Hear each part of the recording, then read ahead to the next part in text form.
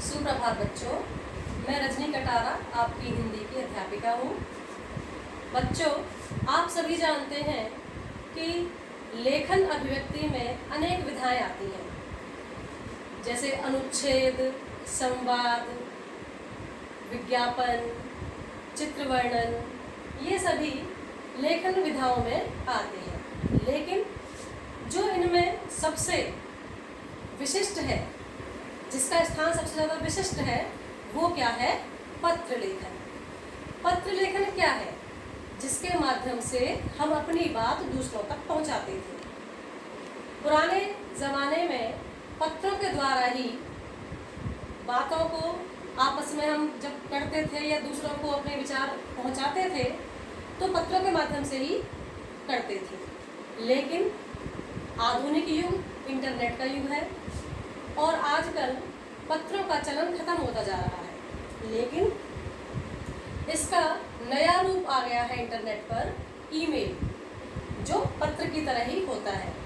अब चाहे पुराने तरीके से हो या नए तरीके से, लेकिन पत्र तो पत्र है। तो पत्र क्या है? हम सबसे पहले ये जानेंगे पत्र क्या है। लेखन अभिव्यक्ति की ऐसी विधा जिसके माध्यम से हम अपने विचार दूसरों तक पहुंचाते हैं। पत्र दो प्रकार के होते हैं, औपचारिक पत्र और अनौपचारिक पत्र। औपचारिक पत्र जिसमें हमें औपचारिकताएं करनी पड़ती हैं, जो हम स्कूल में, कॉलेजेस में, किसी सरकारी कार्यालय में या प्राइवेट कार्यालय या परिवहन विभाग में या पुलिस विभाग में या संपादक के लिए, मतलब इस तरीके के जो भी पत्र जिनमें औपचारिकताएं करनी पड़ती हैं, वे औपचारिक पत्र कहलाते हैं। और दूसरा अनौपचारिक पत्र। अनौपचारिक पत्र वे होते हैं जो हम अपने मित्रों को, अपने रिश्तेदारों को लिखते हैं और जिनमें कोई औपचारिकता नहीं करनी पड़ती। तो बच्चों देखो, 8वीं कक्षा तक आपने पत्रों के दोनों प्रकार किए, औपचारिक भी और अनौपचारिक भी। लेकिन 9वीं क्लास में, 9th क्लास में पत्र का केवल एक ही रूप है, अनौपचारिक, और औपचारिक पत्र 10th क्लास में होंगे। तो आपकी कक्षा में अनौपचारिक पत्र आएंगे। तो आज हम अनौपचारिक पत्र के बारे में पढ़ेंगे। तो इसमें जो ध्यान देने वाली बात है वो क्या है? सबसे पहले तो अनौपचारिक पत्र हम अपने मित्रों को, दोस्तों को, रिश्तेदारों को, अब रिश्तेदार चाहे कोई भी हो, माता पिता हो, भाई बहन हो, चाचा चाची, मामा मामी, कोई भी हो, सभी रिश्तेदार होते हैं, हम उन्हें पत्र लिखें तो वो अनौपचारिक कहलाते हैं। तो अनौपचारिक पत्र लिखने का प्रारूप क्या है, उसमें हम किस बात का ध्यान रखते हैं? सबसे पहले देखो, एक तो पत्र एक ही सीध में रहता है, आगे पीछे नहीं होता। और सबसे पहले जो यहाँ हम लिखते हैं वो लिखने वाले का पता होता है, लिखने वाले का एड्रेस, मतलब जो पत्र को लिख रहा है उसका एड्रेस आता है सबसे ऊपर। उसके बाद डेट आती है और उसके बाद हम उन्हें संबोधित करते हैं जिसको हम पत्र लिख रहे हैं। समझ गए? उसके बाद फिर हम पत्र की शुरुआत करते हैं और अंत में फिर हम संबोधित करते हुए बताते हैं कि आपका पुत्र, आपकी पुत्री, जो भी हमारा उनसे रिश्ता होता है वो लिखकर फिर हम अपना नाम लिखते हैं। अब यहाँ मैंने परीक्षा भवन, काकागा, यहाँ आभासा क्यों लिखा है? देखो बच्चों, हम जब भी अपना नाम, पता कुछ लिखते हैं, इससे क्या है कि हमारी सारी बातें दूसरों तक पहुंच जाती हैं। और बोर्ड की परीक्षा में हमें अपना नाम, पता नहीं लिखना होता, इसलिए हम शुरू से ही ये बातें सिखाते हैं कि अपना नाम ना लिखकर उसकी जगह क, ख, ग या आभासा कुछ भी डाल सकते हैं। तो यहाँ जहाँ एड्रेस आता है, यहाँ हम पत्र के प्रारूप के रूप में लिखते हैं परीक्षा भवन, उसके बाद क, ख, ग शहर, तो ये क्या है, लिखने वाले का एड्रेस आ गया, समझ गए। उसके बाद दिनांक, दिनांक पर आपको बहुत ध्यान देना है। दिनांक सही तरीके से लिखनी है, जैसे 15 मई फिर कॉमा लगाएंगे और 2020, इस तरीके से लिखें कि पढ़ने वाले को भी समझ में आए। और पत्रों में दिनांक इसी प्रकार लिखी जाती है, कुछ बच्चे डॉट डाल देते हैं, कुछ कॉमे लगा देते हैं, तो वो तरीका नहीं लिखना है। दिनांक लिखने का तरीका आपका यही रहेगा। तो क्या है पत्र का फॉर्मेट, प्रारूप क्या है, सबसे पहले परीक्षा भवन, क ख ग शहर और दिनांक। आपकी ये तीनों चीजें हर पत्र में, चाहे आप किसी को भी लिखो, चाचा को, मामा को, दोस्त को, छोटे भाई को, बहन को, मम्मी को, पापा को, किसी को भी लिखोगे तो ये 3 आपकी लाइनें सभी पत्रों में आएंगी। तो ये हो गया आपका अनौपचारिक पत्र का फॉर्मेट, प्रारूप, ठीक है।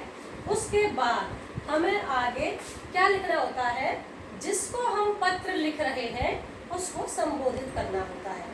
जैसे मान लो यहाँ हमें अपनी मम्मी को पत्र लिखना है, तो हमने क्या लिखा, आदरणीय माता जी। अब देखो, जो बड़े हैं जिनको हम पत्र लिख रहे हैं, अगर वो हमसे बड़े हैं तो बड़े हैं तो क्या होगा, उनके सामने हम आदर सम्मान देने के लिए क्या करेंगे, आदरणीय लगाएंगे। आप यहाँ पर आदरणीय लिख सकते हो, पूजनीय लिख सकते हो, कुछ भी लिख सकते हो। और यहाँ पर जिन्हें हम पत्र लिख रहे हैं उनको संबोधित करेंगे। जैसे माता जी को लिखा तो माता जी, अगर हम अपने पापा को पत्र लिख रहे हैं तो क्या लिखेंगे, पिताजी। अगर हम चाचा को लिख रहे हैं तो चाचा जी, चाची जी, मामा जी, ठीक है। तो इस तरीके से हम जिसे भी पत्र लिखेंगे यहाँ वो लिखा जाएगा। उसके बाद अब आप ये देख ही रहे हो कि हमने अपने बड़ों को पत्र लिखा है तो आदरणीय लिखा है। तो जब बड़ों को पत्र लिख रहे हैं तो हम उन्हें नमस्कार भी करेंगे। जब बड़ों को हम मिलते हैं, बड़े हमारे घर आते हैं या हम उनके यहाँ जाते हैं, कोई बड़े हमारे सामने होते हैं तो हम उन्हें नमस्ते करते हैं ना, पैर भी छूते हैं। तो यहाँ हम सादर नमस्कार, सादर का मतलब है आदर सहित, नमस्कार लिख सकते हो या सादर प्रणाम भी लिख सकते हो या चरण स्पर्श भी लिख सकते हो, आपकी मर्जी है, आप यहाँ कुछ भी लिख सकते हो। समझ गए, यहाँ तक का फॉर्मेट आपको समझ में आ गया। उसके बाद हमारा पत्र शुरू होता है। और पत्र की शुरुआत हम कैसे करते हैं, हमें पहले टॉपिक देखना होता है कि हम पत्र क्यों लिख रहे हैं। मान लो हमने यहाँ माता जी को पत्र लिखा है, उनकी तबीयत खराब है और हमें उनसे उनके हालचाल पूछने हैं, तो उसके बारे में हम पत्र लिख रहे हैं। तो हम कैसे शुरुआत करेंगे कि छोटी बहन का पत्र मिला था तो मुझे पता चला कि आपकी तबीयत खराब है। आपने मुझे बताया भी नहीं कि आपकी तबीयत इतनी ज़्यादा खराब है। आप अपनी तबीयत का ध्यान रखें और जो डॉक्टर दवाइयाँ दे रहा है उसे ध्यान से और समय से लें ताकि आपका स्वास्थ्य जल्दी ही ठीक हो जाए। अभी मेरी परीक्षाएं चल रही हैं, परीक्षाएं खत्म होते ही मैं आपसे मिलने के लिए आऊँगा। तब तक आप बिल्कुल स्वस्थ हो जाइए और मेरी चिंता मत कीजिए। इस तरीके से हम पत्र लिखेंगे। उसके बाद जब हमारा पत्र यहाँ पूरा हो जाएगा तो लास्ट में हम उसको कैसे कंप्लीट करेंगे, लास्ट में उसका समापन कैसे करेंगे। अब हमें पता है हमने यहाँ पत्र किसको लिखा, माता जी को, तो यहाँ क्या लिखेंगे, आपका पुत्र। अगर कोई लड़का लिख रहा है तो, और कोई लड़की लिखेगी तो क्या लिखेंगे, आपकी पुत्री। और नीचे हमने क्या लिखा, अ ब स, क्योंकि हमें अपना नाम पता गोपनीय रखना होता है, इसलिए हमने यहाँ अपना नाम नहीं लिखा, इसकी जगह क्या लिखा, अ ब स। देखो बच्चों, तुमने यहाँ पर क ख ग शहर लिख दिया है तो यहाँ अ ब स लिखना, यहाँ क ख ग और यहाँ भी क ख ग नहीं लिखना। अगर यहाँ क ख ग लिखा है तो यहाँ लिखेंगे अ ब स। समझ में आ गया। ऐसे ही इसमें हमें 2-3 बातों का ध्यान रखना होता है। एक तो फॉर्मेट हमारा यही रहता है यहाँ तक, यहाँ हमें ये ध्यान रखना होता है कि अगर हम किसी बड़े को लिख रहे हैं तो आदरणीय लगाएंगे और सादर चरण स्पर्श या सादर प्रणाम या सादर नमस्कार लिखेंगे। अब हमें जो ध्यान देना है वो क्या है कि यहाँ हम बड़ों को लिख रहे हैं, लेकिन अगर हमें यहाँ छोटों को पत्र लिखना हो तो क्या करेंगे, छोटे हैं तो हम उन्हें क्या लिखेंगे, यहाँ पर आदरणीय की जगह क्या लिख देंगे, प्रिय। अब छोटे कौन हुए? या तो हमारे भाई बहन होंगे छोटे, या फिर हमारे बच्चे होते हैं। तो छोटे भाई बहन के लिए हम क्या लिखते हैं? अनुज या अनुजा। अगर हम छोटे भाई को लिखेंगे तो क्या लिखेंगे? प्रिय अनुज, प्रिय अनुज। और अगर हम छोटी बहन को लिख रहे हैं तो क्या लिखेंगे? प्रिय अनुजा। आप यहाँ नाम भी लिख सकते हो, यहाँ आगे आप छोटे भाई बहन का नाम भी लिख सकते हो। अब ये छोटे हैं तो हम यहाँ नमस्कार तो उन्हें नहीं करेंगे, तो हम यहाँ उन्हें क्या लिखेंगे? सस्नेह या शुभाशीष।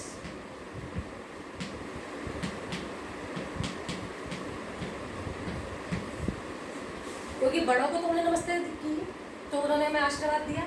अब छोटों को हम आशीर्वाद देंगे तो शुभाशीष लिख सकते हैं। उसके बाद हम पत्र लिखते हैं, जो भी हमारा टॉपिक होता है उससे रिलेटेड, उससे संबंधित। उसके बाद फिर यहाँ हम क्या लिखते हैं? क्योंकि हमने पत्र किसको लिखा है? छोटे भाई बहन को। तो यहाँ आप कौन हुए फिर? बड़े भाई बहन। अगर आप बड़े भाई हो तो क्या लिखोगे? तुम्हारा अग्रज, तुम्हारा अग्रज। और अगर आप बड़ी बहन हैं तो क्या लिखेंगे? तुम्हारी अग्रजा। और यहाँ आवास। तीसरा पॉइंट आता है यहाँ लिखने के लिए कि अगर हम अपने मित्र को पत्र लिख रहे हैं, अपने दोस्त को लिख रहे हैं तो क्या लिखेंगे? तो यहाँ प्रिय के बाद, क्योंकि मित्र भी प्रिय हो गया, प्रिय मित्र। और यहाँ हम लिखेंगे मित्र का नाम। और मित्र के लिए हम क्या लिख सकते हैं? मधुर स्मृति भी लिख सकते हैं।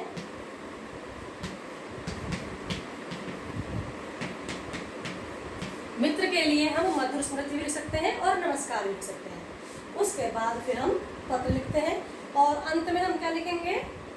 तुम्हारा मित्र अवश्य। तो हमें बस इन बातों का ध्यान रखना है। बाकी अगर आप अभ्यास करेंगे, ध्यान से पत्र करेंगे तो यह जो भी मैंने सिखाया है वो आपको आराम से, आसानी से समझ में आ जाएगा और आपको पत्र भी लिखने आ जाएंगे। तो समझ में आया बच्चों कि अनौपचारिक पत्र क्या होते हैं? अब आपको मैं PDF में जो पत्र भेजूंगी, 2 पत्र भेजूंगी, वो पत्र आपको अपने फेयर रजिस्टर में करने हैं, व्याकरण के फेयर रजिस्टर में करने हैं। धन्यवाद।